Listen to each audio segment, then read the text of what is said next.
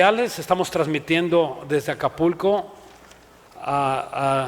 en vivo, y estamos con nuestra segunda conferencia de este día, y estamos, se llama, la dejamos pendiente. La primera fue una parte, esta es la segunda parte. Los que interesados pueden comprarla en CD o verla en las redes sociales también. Y esta es la segunda parte, la Semana Santa cronológicamente. Y como resumen, estábamos viendo los días en el libro de Lucas, en el libro de Lucas, que es un libro que sin duda guarda una cronología auténtica, sistemática de todos los sucesos que Jesús, ¿verdad? Las cosas que él hizo, y narra los días exactos, cómo van sucediendo, y que lo van caminando a la cruz, a la muerte de donde él iba a morir en el madero. Esto nos enseña algo muy importante, porque Jesús no fue una coincidencia que él fuera a morir a la cruz coincidencialmente y que él haya pensado, bueno, pues ahora me toca morir. No, él tenía el absoluto control, sabía los días, todo lo que él estaba haciendo. Y aquí nos quedamos, y vamos a ver el último día que fue, nos quedamos en el tercer día. Vamos a pasar al día 2 días antes de la crucifixión de Cristo, pero antes vamos a Lucas 9:51. 9:51.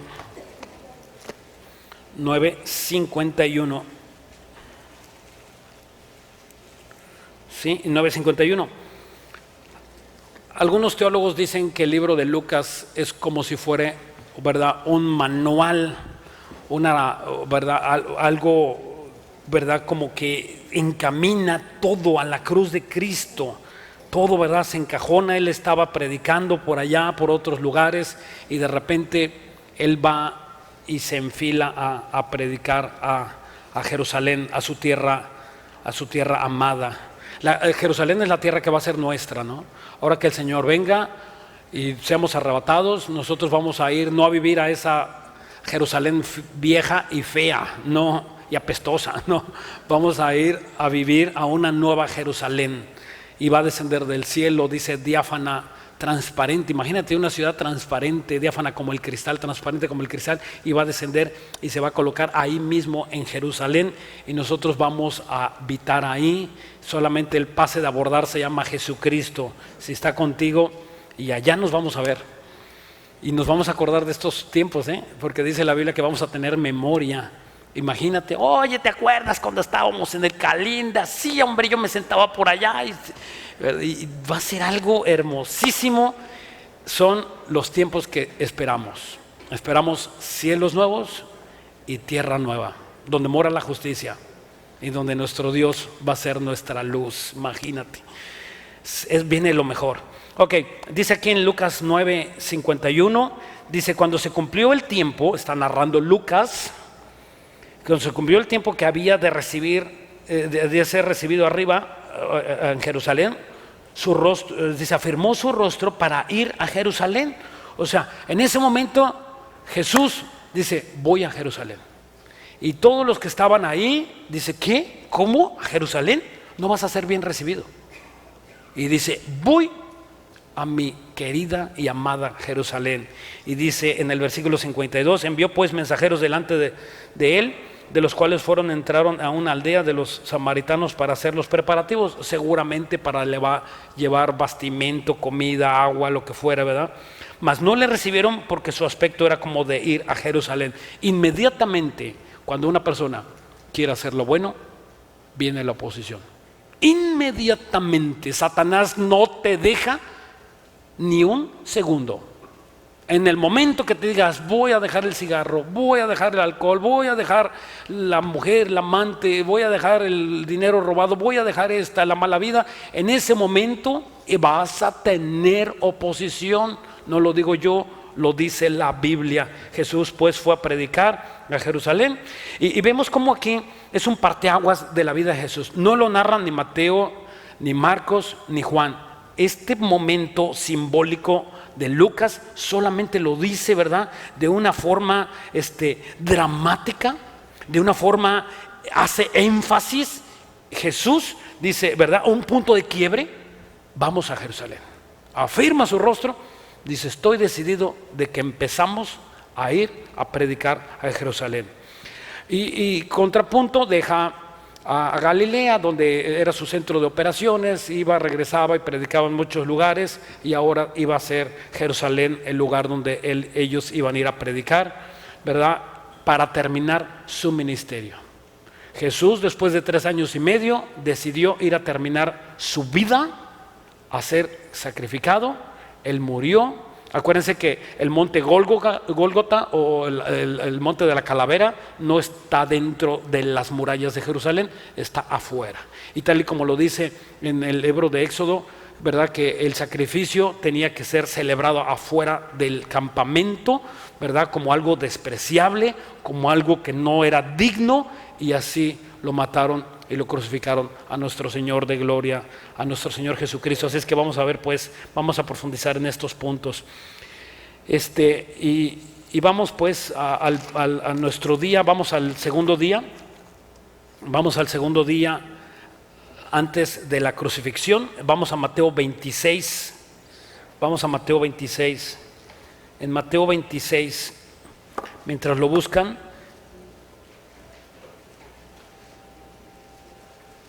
Los escribas, los fariseos, los sacerdotes, los importantes de ese mundo, como no encontraron ninguna falta en Jesús, Jesús no tuvo una mancha, Jesús no tuvo una arruga, Jesús fue santo desde su manera de nacer hasta su manera de morir. Él nunca tuvo un mal pecado, Él nunca tuvo un mal pensamiento, nunca, ¿verdad? Si Jesucristo hubiese tenido tan solo un pecado, como muchos se le acusan de que Jesús tuvo un amante, que fue Magdalene, que se acostó y que tuvo hijos, esto es una mera blasfemia con nuestro Señor de gloria, porque nuestro Señor Jesucristo jamás tuvo pecado. Si Jesucristo hubiese tenido pecado, uno chiquitito, no estuviéramos reunidos aquí. No podría haber sido exaltado a la manera que Dios lo exaltó. Cuando Él murió, no fue exaltado por Él mismo. Dios fue quien lo exaltó cuando Él murió. Y dime, ¿en qué año estamos aquí? Hoy estamos en el 2019 y celebramos 2019 años de la muerte y resurrección de nuestro Señor Jesucristo. ¿Quién lo hizo? Dios, para marcarnos una exaltación de nuestro Señor Jesucristo.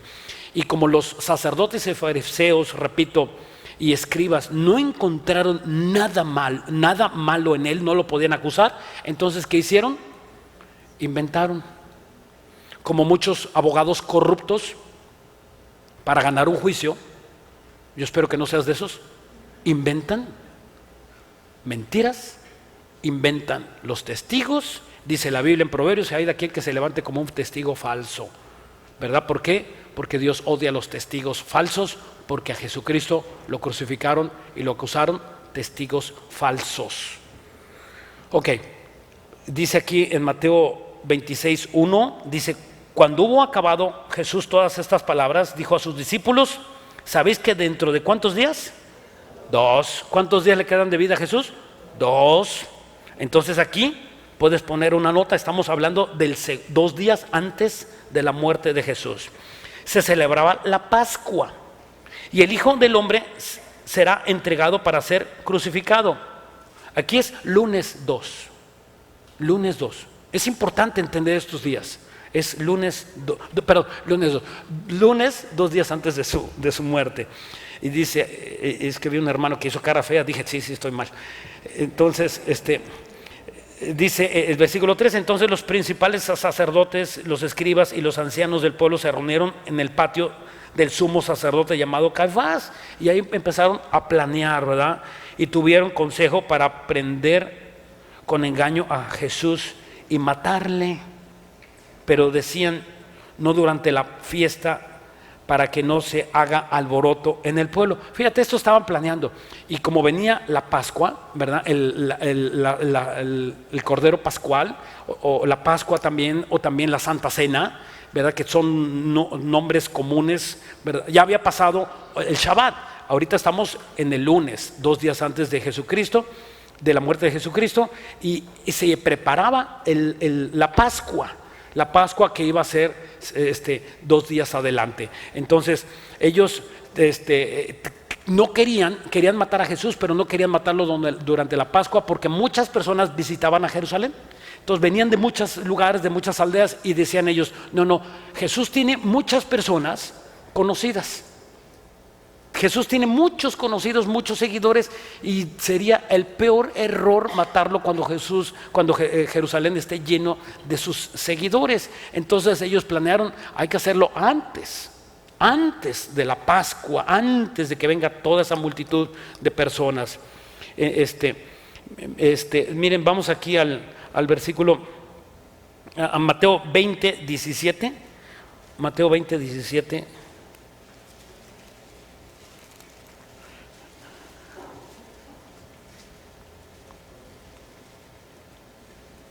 Dice: subiendo Jesús a Jerusalén, tomó a sus 12 discípulos aparte en el camino y les dijo: he aquí, subimos a Jerusalén, y el Hijo del Hombre será entregado a los principales sacerdotes y a los escribas, y le condenarán a muerte, y le entregarán a los gentiles.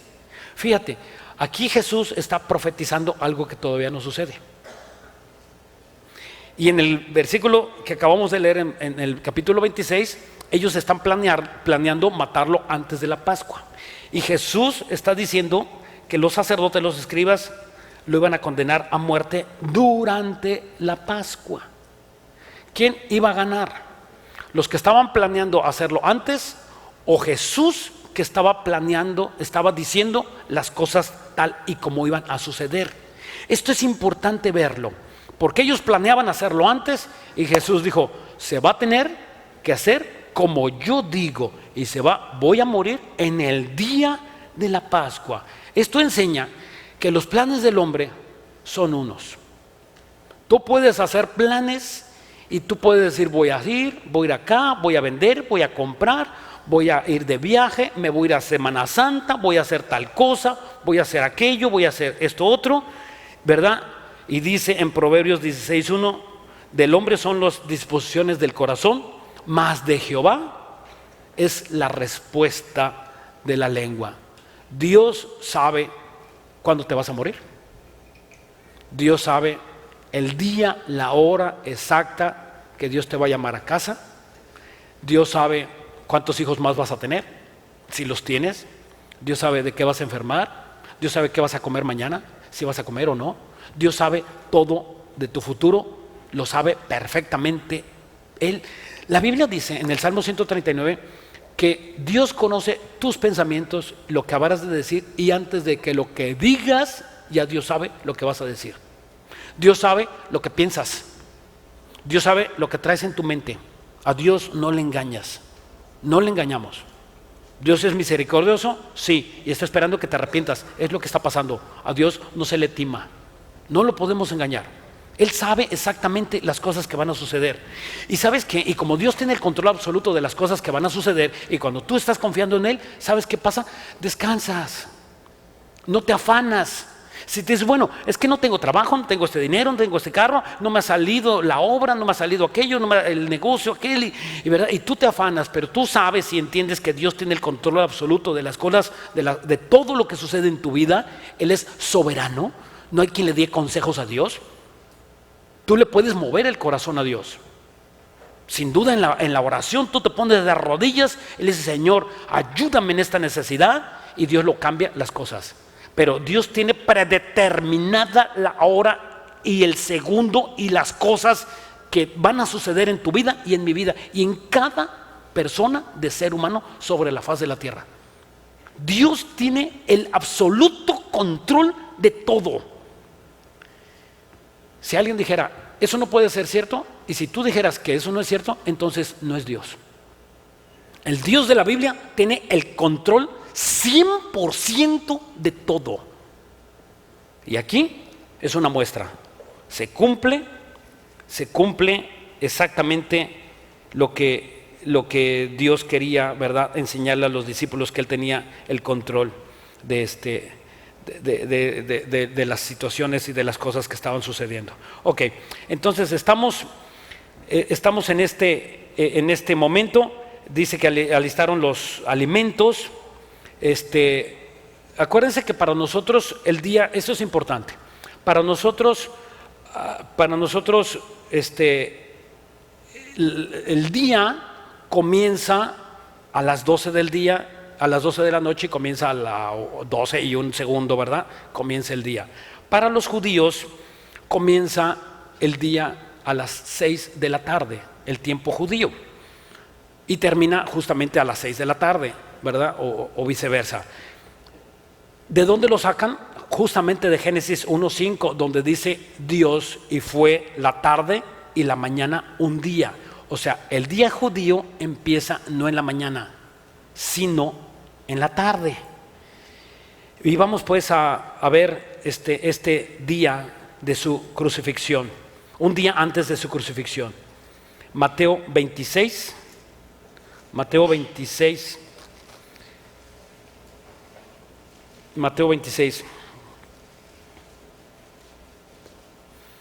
Jesús pide pues que se lleven aquí los alimentos a la Santa Cena, la Santa Cena o el Cordero Pascual, y son mega estrictos. Entonces, a ver, estamos hablando de que esto es un día antes de su muerte. Ahorita vamos a leer el pasaje. Un día antes de su muerte, o sea, Jesús, vamos a pensar que es hoy el día martes, un día antes de su muerte, y Jesús tenía que morir el miércoles. Entonces, los preparativos del Cordero Pascual o de la Santa Cena se tenían que hacer hoy, en el transcurso del día, antes de las 6 de la tarde, porque a las 6 de la tarde empezaba la Pascua, o el día siguiente. ¿Sí me estoy explicando? Ok. Entonces ellos tenían que hacer los preparativos y comprar, y el sacrificio y todos los alimentos y el vino y todo lo que tenían que llevar, preparar para la Santa Cena, ¿verdad? Que empezaba a las 6 de la tarde. Recuerdo cuando fuimos con mi esposa a Jerusalén, y me dijeron, cuidado cuando te agarre el Shabbat, el día de descanso, el sábado. Y yo dije, bueno, pues algo hemos de hacer, ¿no? Pero pues qué sorpresa, que el Shabbat empezó desde el viernes a las 6 de la tarde. Y cuando fuimos al restaurante, sorpresa que no había meseros, ni quien te sirviera, ni nada. Entonces dije, qué bárbaro, empezó desde antes. Yo pensaba que iba a empezar con mi calendario, ¿verdad?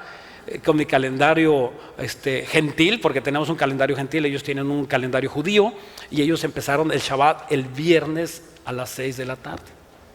Y terminaba el sábado a las 6 de la tarde. Entonces me sorprendió muchísimo, ¿no? Claro que lo enseñas, lo predicas, pero cuando lo vives es otra cosa, es totalmente diferente. Y entonces esto nos hace entender mucho más, porque ellos prepararon la Santa Cena, o el cordero, el animal que iban que sacrificaron Jesús, lo prepararon un día antes, no el día de la Pascua. Una vez, y ahora que fuimos también ahí, le preguntaba yo a una judía, le digo, ¿y qué hacen? ¿Qué hacen el día de la Pascua? Dice, y le digo, y pues ahí, dice, encerrados. Y le digo, ¿y no se aburren? Dice, claro que nos aburrimos. Es horrible, dice, la Pascua es horrible, es algo muy, dice, triste. Claro que no tienen a Cristo en su corazón, ellos celebran las tradiciones, no saben ni por qué lo hacen, ¿verdad? Y digo, a ver, ¿no pueden prender la luz? No, dice, no podemos tocar el botón del elevador. De hecho, el elevador donde nosotros llegamos ahí al hotel se abría, no tenías que tocarlo, tenías que esperar, y aunque nosotros éramos gentiles, tú le tocabas y no obedecía, iba parando en cada se abría y se cerraba, estaba programado para entrar y abrirse. Barbaridad y media, ¿no? O sea, ¿cómo es posible esas cosas? Pero más sin embargo, así lo piensan ellos, y están totalmente perdidos, ¿verdad?, de hacer esas cosas, porque ni siquiera entienden el significado de ello, porque dice la Biblia que Dios les cegó el entendimiento. Tienen un entendimiento cegado por haber despreciado a nuestro Señor de gloria. Y dice aquí pues en Mateo 26, 17, dice, el primer día de la fiesta, ¿qué día? El primer día. O sea, estamos un día antes de la crucifixión de Jesucristo. ¿Ya lo vieron? Un día antes. Un día antes de la fiesta de los panes sin levadura vinieron los discípulos de Jesús diciéndole: ¿dónde quieres que pongamos para que comamos la Pascua? O sea, estos preparativos, repito, tenían que ser un día antes. Y dice el versículo 18: y él dijo: id a la ciudad a cierto hombre y decirle: el maestro dice, mi tiempo está cerca, en tu casa celebraremos la Pascua con mis discípulos. Y los discípulos hicieron como Jesús les mandó y prepararon la Pascua. Nosotros entendemos por medio de otros pasajes de la Biblia que fue en un segundo piso, ¿verdad? Y estaban ahí preparando la Santa Cena. Fue un lugar ahí cómodo, no es como lo dibujan, que estaba en una mesota grandota. No, seguramente ellos estaban en el piso, sentados en el piso con una cobija y estaban comiendo, y no fue algo bonito, no fue algo agradable, ¿verdad? Para empezar, la Pascua tenía que ser alimento sin sazón, sin sal, tenía que ser incluso con hierbas amargas, y cuando lo comían era amargo. Eso es el símbolo de la Pascua. Y entonces, ¿verdad? Ellos estaban ahí comiendo, bueno, me voy a adelantar un poquito, estaban ahí comiendo la Pascua, y entonces en ese momento pues alguien dijera: bueno, pues vamos a celebrar la Pascua, ¿verdad? Con vino, vamos a tomar alcohol. Nada de eso, como lo celebran hoy en día, ¿verdad? Y se ponen unas mega borracheras en la temporada de Semana Santa, según están celebrando la Pascua, y nada de eso, ¿verdad? Sí llevaban vino, claro que Jesús llevaba vino, la Biblia lo describe, tomaban vino de uva, y en ese momento Jesús anuncia que alguien lo iba a entregar, a traicionar. O sea, eso puso a un conflicto entre todos ellos, y ellos dijeron: ¿seré yo? ¿Seré yo el que voy a traicionar a Jesús? ¿O quién será? Entonces eso puso, ¿verdad?, un énfasis a ese lugar, a ese momento todavía de mucha tensión. No fue algo agradable como irte a comer con tu compadre o amigo, no, fue algo de muchísima tensión, y Jesús tenía que enseñarle eso a sus discípulos, y ahorita vamos a seguir viendo el significado. Vamos al día cero. Miércoles día cero. Miércoles día cero. Miércoles día cero. Este día cero, obviamente, como lo quiero dar a entender, es el día que crucificaron a Jesús. Está en Lucas 22. Lucas 22. Lucas 22. Y este fue el día cero cuando Jesús, ¿verdad?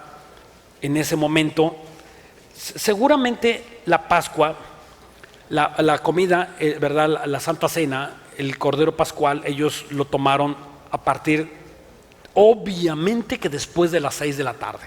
Si lo hubieran tomado antes de las 6 de la tarde, ellos estarían desobedeciendo la ley. Lo tuvieron que tomar un día exactamente en el día de la Pascua, y que era el día miércoles. Era miércoles, ese día tuvo que ser miércoles. Miren, les voy a platicar un error que he tenido. Yo había predicado que Jesús murió un jueves, pero Jesús no murió un jueves. Jesús tuvo que morir un miércoles. ¿Por qué? ¿Qué sabemos? Vamos rapidito. A los que son ágiles de pensamiento, y el que no, pues ahí te echa la prédica la segunda vez. Miren, ¿qué sabemos? ¿Qué sabemos? ¿Por qué estoy diciendo este pensamiento? ¿Por qué? ¿Qué sabemos realmente de la muerte de Jesús? A ver, que Jesús tuvo que haber muerto, para los que les gustan las matemáticas, Jesús tuvo que haber muerto en el centro de la tierra. Bajó, él murió, ¿verdad? Murió su cuerpo, él seguía viviendo, su alma y su espíritu, y fueron al centro de la tierra, que como Jonás dijo, el pez estuvo, como Jonás que tragó al pez, que estuvo 3 días y 3 noches en el vientre del pez, así el Hijo del Hombre tiene que estar en el centro de la tierra. Entonces sabemos que Jesús tuvo que haber muerto 3 días y 3 noches. ¿Cuántas horas? 72 horas cumplidas. ¿Estamos de acuerdo? Ok. Y sabemos que resucitó un domingo en la mañana. Esas son lo que sabemos. Y sabemos que murió a las 3 de la tarde. Si Jesús murió el jueves, no nos alcanza la suma. Si murió un jueves, saca cuentas. Si murió a las 3 de la tarde, resucita, primer día, viernes, un día, a las 3 de la tarde. El segundo día, sábado, a las 3 de la tarde. ¿Y domingo, a qué hora? A las 3 de la tarde. No, Él no resucitó en la tarde, Él resucitó en la mañana. Entonces, forzosamente, tuvo que haber muerto un miércoles. ¿Qué te parece? Así sí checan los números. Bueno, pero por esto no nos vamos a enojar, ¿verdad? No es una doctrina, son números, ¿verdad? Y Dios puede cambiarlo, Dios puede hacerlo, sí, ¿verdad? Y a lo mejor yo soy un tonto que estoy enseñando esto. No, ¿verdad? Esto no nos quita la salvación. Ok, vamos a Lucas 22, dije, ¿verdad? 22:14. Cuando era la hora, se sentó. ¿Cuándo? La hora. ¿Qué día? El día miércoles, el día 0. Ese día Jesús tenía que morir. Ese día Jesús tenía que, cuando se acercó la hora, ya no dice el día, la hora. ¿Qué día? El día 0. Ahí puedes ponerle en Lucas, ponle ahí, como le hemos estado poniendo a todos los días que hemos estado llevando la cuenta, y si no, para que compres tu conferencia y te pongas al corriente en esta área. Y dice aquí, ¿verdad? El día 0 es aquí en el capítulo 22, versículo 14. Cuando era la hora, se sentó a la mesa con los apóstoles, a la mesa, y les dijo: ¿cuándo he deseado comer con vosotros esta Pascua antes de mi sufrimiento? De que padezca, esta palabra padezca es sufrimiento. Porque os digo que no la comeré más hasta que se cumpla el reino de Dios. O sea, Él iba a comer con ellos, nosotros vamos a comer con Él cuando venga el reino de Dios.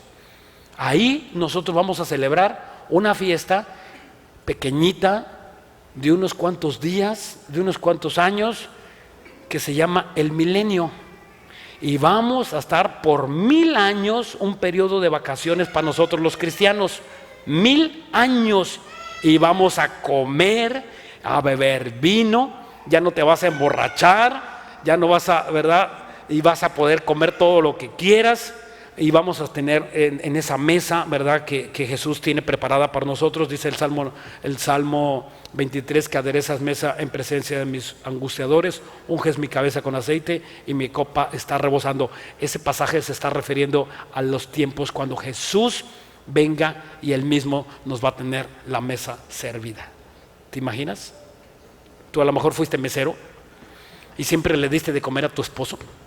En ese momento Él, Jesucristo mismo, nos va a atender en una mesa especial para nosotros. Ni qué 15 años, ni qué boda, no, esto va a ser lo más grandioso que tiene preparado el Señor para nosotros, dice la Biblia, para los que le aman. Y dice, y el versículo 19, tomó pan y dio gracias y lo partió y dijo, diciendo: esto es mi cuerpo que en vosotros es dado, hacer esto en memoria de mí. De igual manera, después de que hubo cenado, tomó la copa, diciendo: esta copa es mi nuevo pacto, es el nuevo pacto, el pacto renovado, el pacto que no tiene defecto. La salvación no se pierde. Si antes los animales, dice en Hebreos 9:8, dice, si los animales hicieron su efecto de guardar a las almas, ¿cuánto más nuestro Señor Jesucristo, que por su preciosa sangre murió una vez y para siempre por nosotros? Dice el versículo 21, mas he aquí la mano del que le entrega está conmigo en la mesa. ¿Quién? Judas. Judas no perdió la salvación. Judas nunca fue salvo. Increíble. Jesús mismo le predicó. Tenía al mejor de los pastores. ¿Qué te imaginas de un pastor? Ni que yo ni nadie. Jesucristo mismo predicándole. Y él, duro de su corazón, no se arrepintió, no perdió la salvación como algunas personas creen. Él nunca fue salvo. ¿Por qué sabemos que nunca fue salvo? Porque la Biblia dice que solamente el hijo de condenación, el que ya estaba descrito, que ese no iba a ser salvo porque le iba a traicionar, nunca creyó en Jesucristo como su Señor y como su Salvador. Y déjame decirte una cosa, aquí hay dos tipos de personas. En este lugar hay sentados dos tipos de personas: los que son salvos y los que no son salvos. Hay dos. Hay salvos que saben que tienen a Cristo en su corazón, y hay otros que no son salvos. Y esta predicación es para los no salvos. Es para ti, que tú crees que eres cristiano y no lo eres. ¿Cómo sabes que eres cristiano? Fácil, se tiene una convicción precisa de que eres salvo. Si tú no tienes una convicción firme de ser salvo, no lo eres. Nosotros tenemos una obligación, los pastores, los maestros, tenemos la obligación de decirles a las personas que creen que son salvos, decirles: no eres salvo, aunque sea mi hijo, o mi hija, o tu tío, o tu esposa. Tú tienes la obligación, porque a lo mejor esa persona se pierde, Dios te puso para que tú le prediques, y esa persona tiene que oír que no es salva. Entonces dice aquí en el versículo 22, a la verdad el Hijo del Hombre va según lo que está determinado, pero hay de aquel hombre por quien es entregado. O sea, qué dolor en el infierno el llorar y crujir de dientes por una persona que no haya reconocido a Jesucristo como su Señor y como su Salvador, que haya estado en contra de la iglesia, que haya estado en contra de los cristianos, que le haya molestado la Biblia, que dice: ya cállate mejor, ¿verdad? Y esas personas tienen un lugar especial sin Dios en la eternidad. Ok, la hora de la Santa Cena, ¿verdad?, tuvo que ser a las 6 de la tarde, sin duda después de las 6 de la tarde, ya lo dije. Y después de esa hora viene cuando estaban en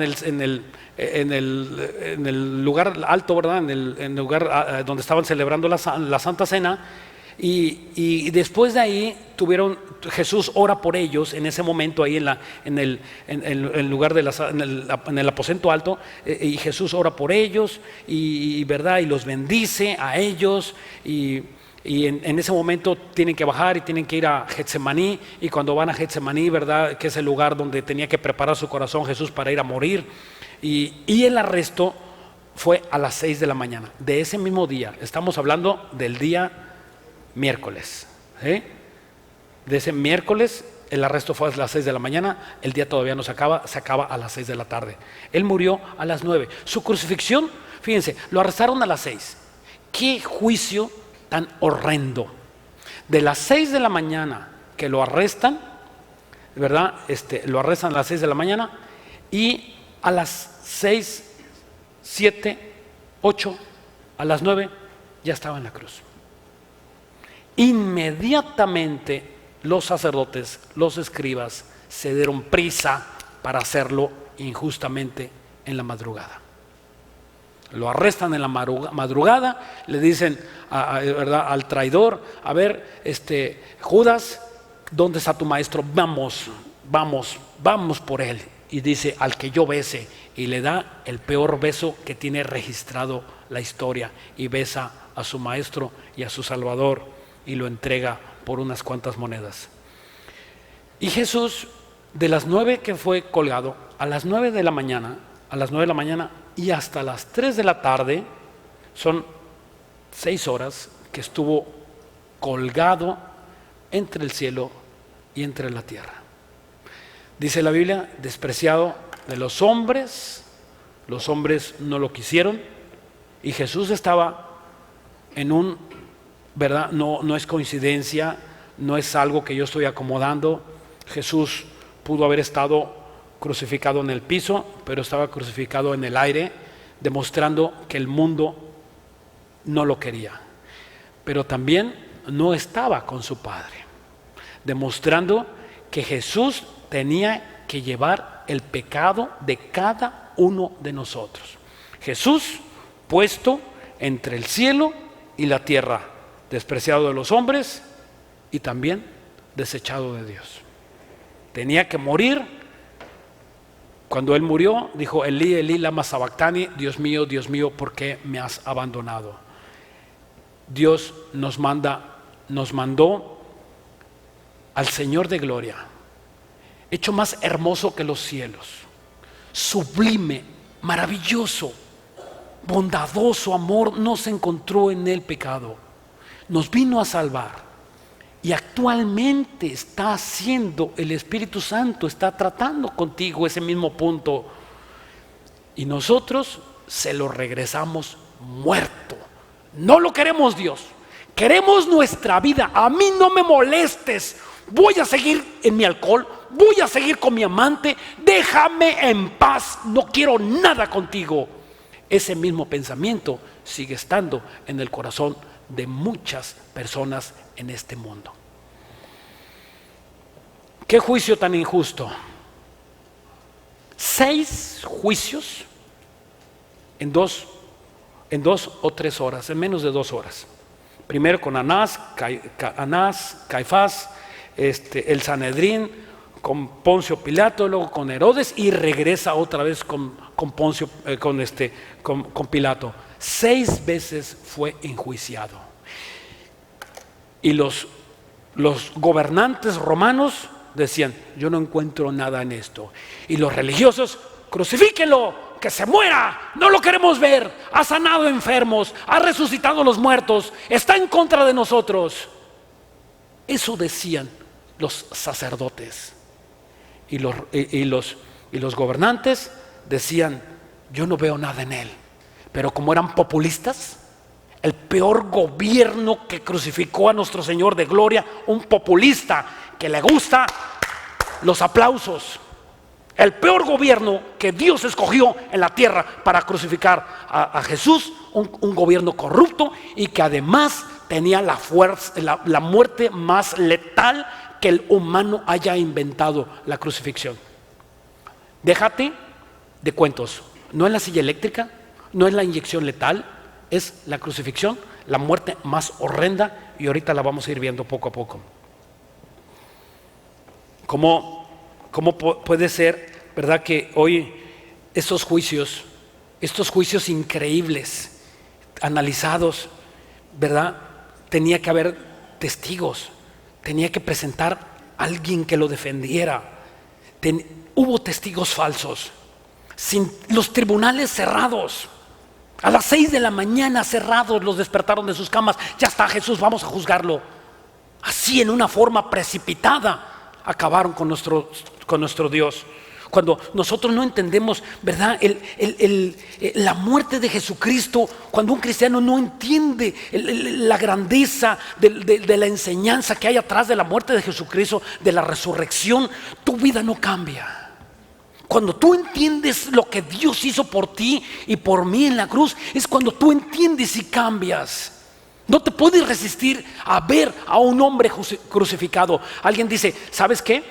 A mí me han dicho muchas personas: ya me hubiera gustado estar en los tiempos de los discípulos y de los apóstoles. Yo hubiera conocido y ver a Jesús. Déjame decirte una cosa. Si tú crees que tú deberías haber estado y visto los ojos de Jesucristo, tú en este momento, tú como que puedes ver los ojos de Jesucristo, porque Jesucristo sigue estando con nosotros en este momento. La sangre de Jesucristo sigue estando fresca.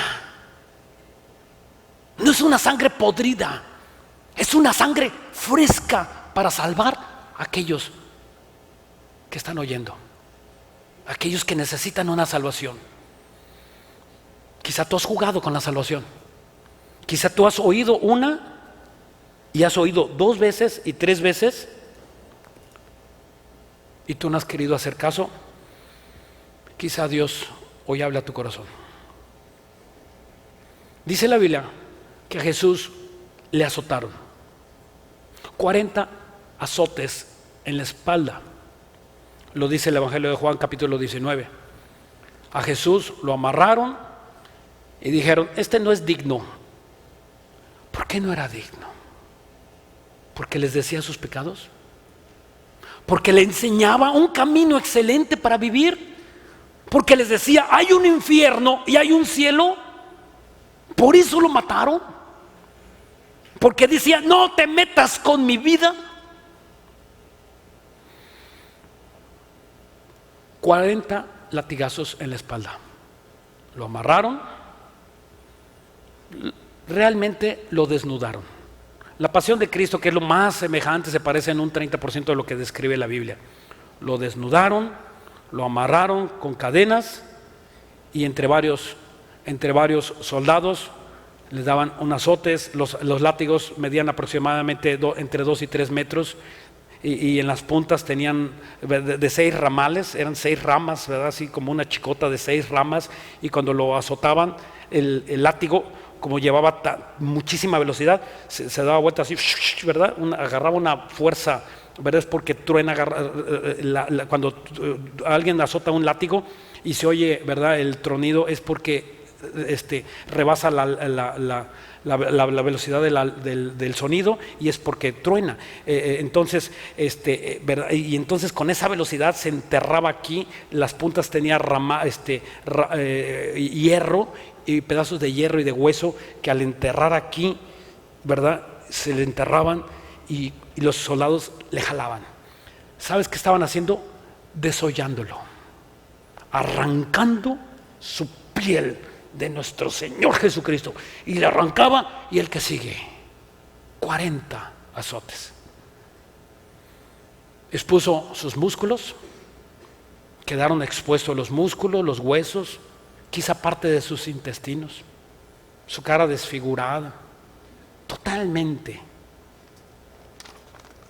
Después le pusieron una corona.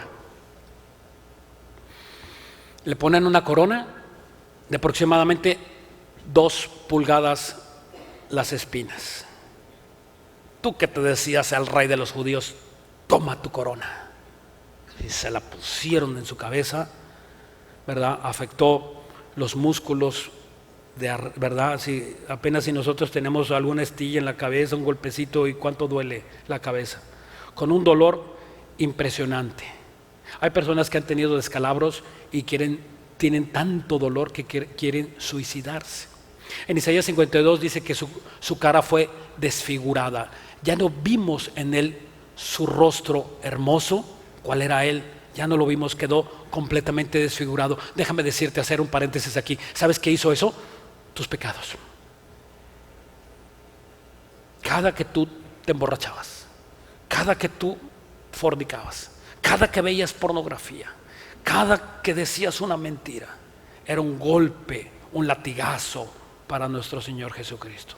Él tenía que pagar cada uno de tus pecados y de los míos.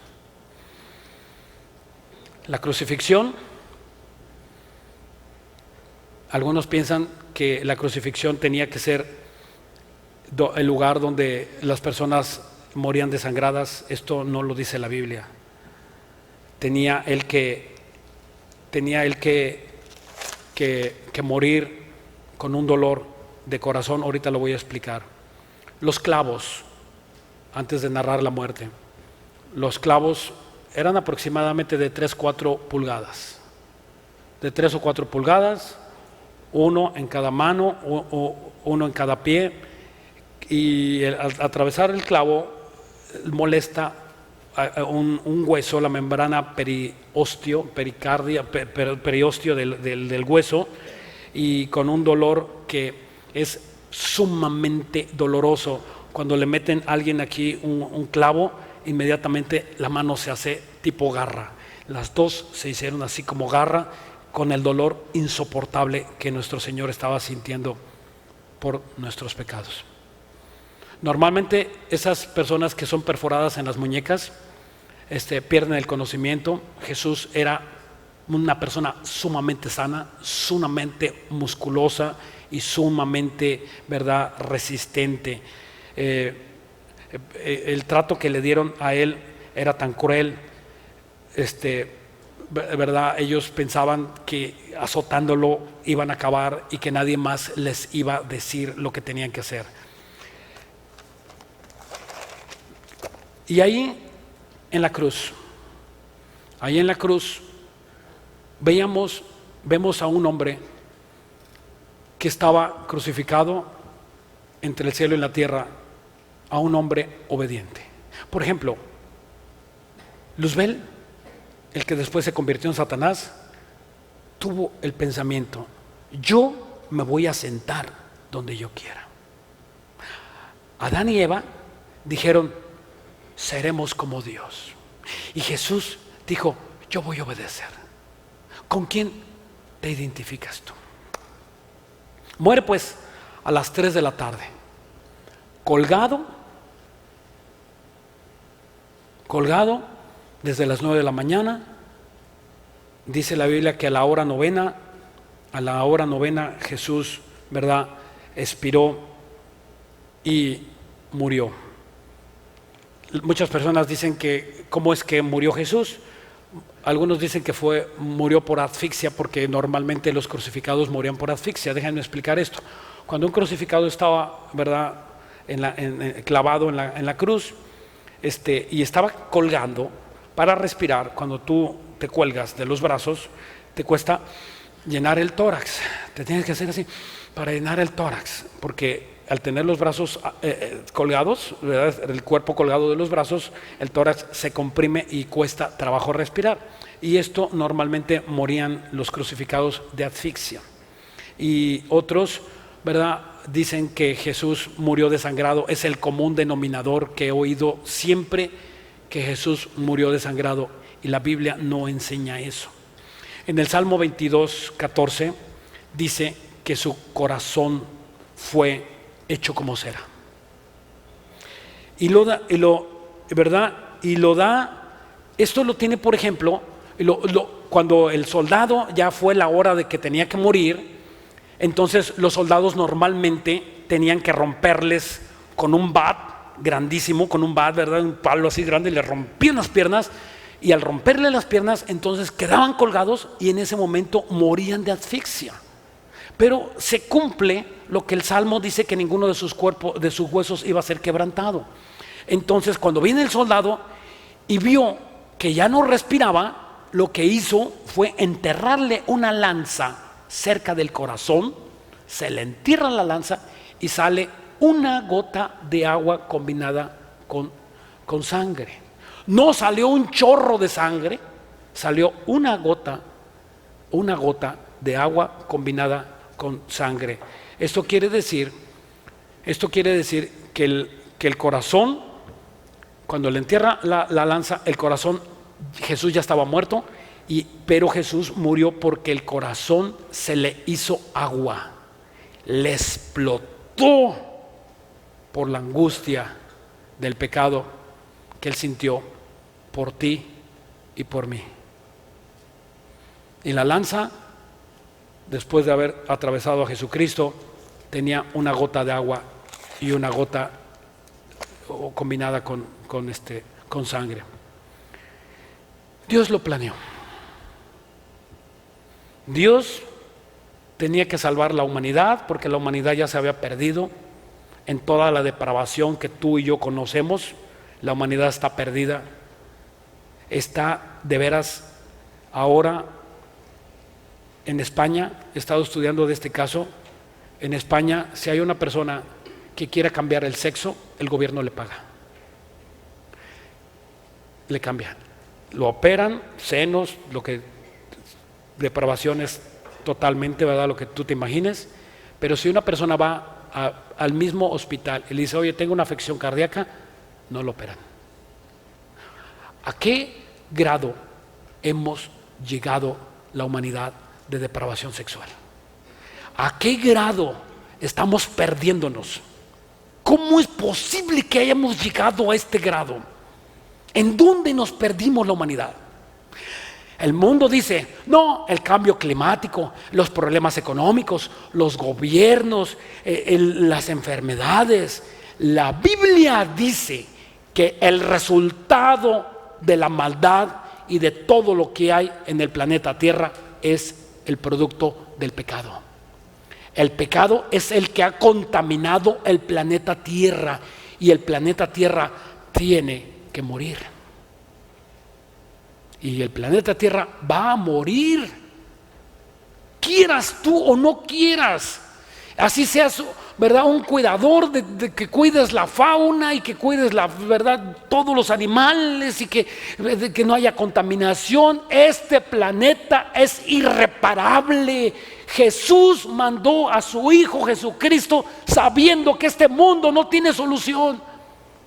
No hay solución. No hay científico, no hay un doctor, un filósofo. Nadie puede arreglar el planeta Tierra, aunque tú ames la naturaleza. Se tiene que acabar, y se está acabando delante de nuestros ojos. Ahorita no están las temporadas de los huracanes, pero cada año los huracanes han aumentado en una forma tremenda, inexplicable. Los terremotos, la maldad, la ambición de los hombres. Ya no roban poquito, ahora los gobernantes roban todo, y lo estamos viendo delante de nosotros. ¿Cómo no puedes ser sensible a esto que está sucediendo delante de tus ojos?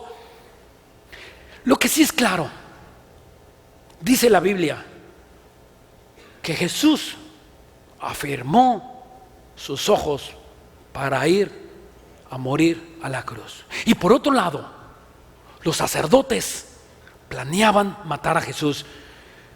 Dios permitió que los sacerdotes mataran a Jesús, porque el secreto de Dios, y con esto voy a terminar, el secreto de Dios más maravilloso que ningún pensador humano pueda imaginarse, que en el pensamiento de Jesucristo y en el pensamiento de los sacerdotes era la cruz, donde la maldad se iba a juntar con todo el amor de nuestro Señor Jesucristo. Ahí en la cruz tuvieron una cita en el monte Gólgota. Y cuando se juntó, dice la Biblia, describe que el cielo se llenó de tinieblas. Seguramente eran millones y millones de demonios que estaban: ganamos, vencimos a Jesús, lo acabamos, a no nos sirvió para nada. Acabamos con este cristianito, con este predicadorcito, con este pastorcito, lo terminamos. Y aplaudían y estaban haciendo una fiesta. Dice que se hizo de noche sin ser de noche. Lo que no sabía Satanás es que el muerto se le iba a levantar. Se le levantó nuestro Señor de gloria al tercer día y exhibió públicamente a todos los demonios.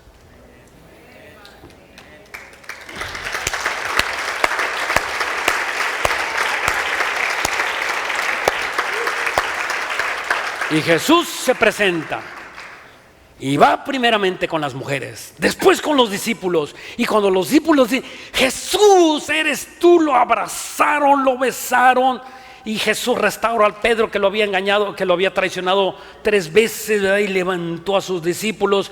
Y al verlo, al ver al Señor de gloria, al verlo resucitado, ya sin heridas, sin sangre: podemos tocarte. Sí, le dijo Tomás, puedo tocarte. Toca, soy yo, Jesucristo, no engases, como dicen los testigos de Jehová. Soy yo, tócame, abrázame, bésame.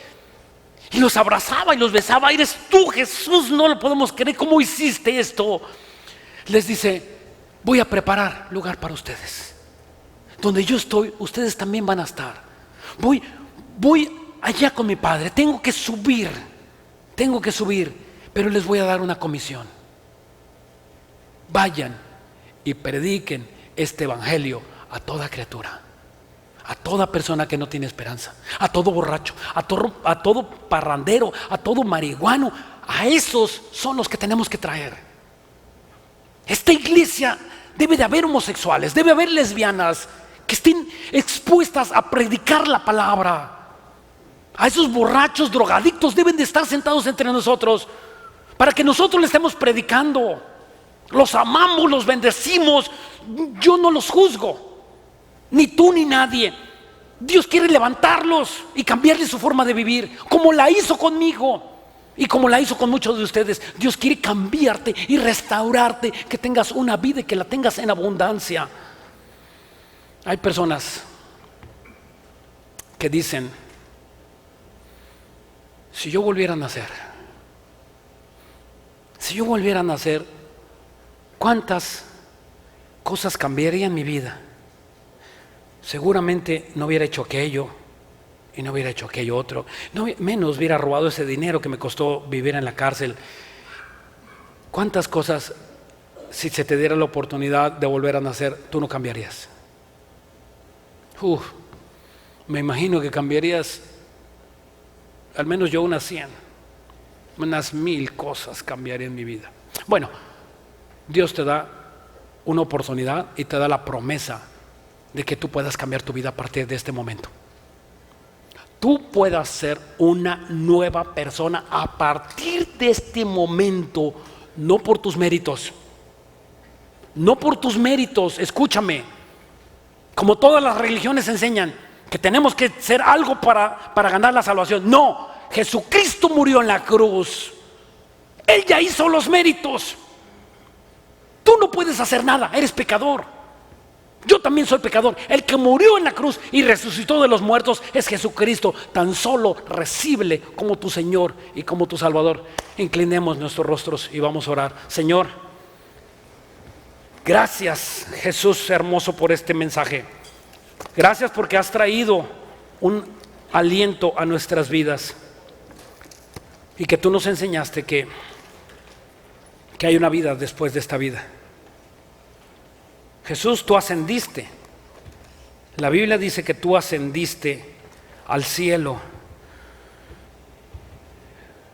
y ahora estás sentado a la diestra del Padre. No hay consuelo más hermoso, Señor, que tú hayas vencido. Y si tú venciste, Jesús, también nosotros vamos a vencer. En el libro de Romanos dice que nosotros somos más que vencedores. Vas a vencer todo obstáculo que se te presente, toda tentación, toda tristeza, toda adversidad la vas a vencer, porque Él venció en la cruz. Él quiere que tú le entregues tu vida. Tú te diste cuenta qué es lo que hace el pecado. El pecado desfiguró a nuestro Señor Jesucristo. Eso hace el pecado.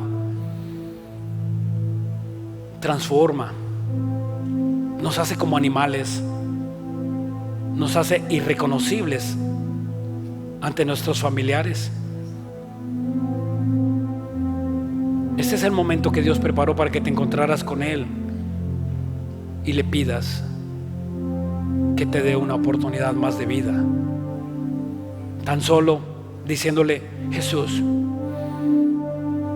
perdóname. Ese clavo, esa bofetada que te dieron, ese desprecio, fue mi pecado el que ocasionó esas heridas en tu cuerpo. Fue mi pecado y mi desobediencia. Ahora te conozco. Quiero pasar la eternidad contigo. Y dice la Biblia que Dios no te está pidiendo cuentas. Dios no te está pidiendo cuentas y que pagues los daños que hiciste. Seguramente son irreparables. Él es el que quiere pagarlos. Él es el que quiere restaurarte. Él es el que quiere darte una vida. Y tan solo si tú crees al que te está hablando: Jesús, perdóname. Te recibo como mi Señor. He visto sin ver. He visto esa cruz donde tú estás lleno de sangre, viendo a mis ojos. Arrepiéntete. Y es lo que tú estás diciendo ahorita, Jesús. Arrepiéntete. Y Dios te dice: que te arrepientas. Entrega tu vida. No hay otro camino dado a los hombres más que el camino de Jesucristo. Gracias, Dios, te recibo como mi Señor y como mi Salvador a partir de este momento.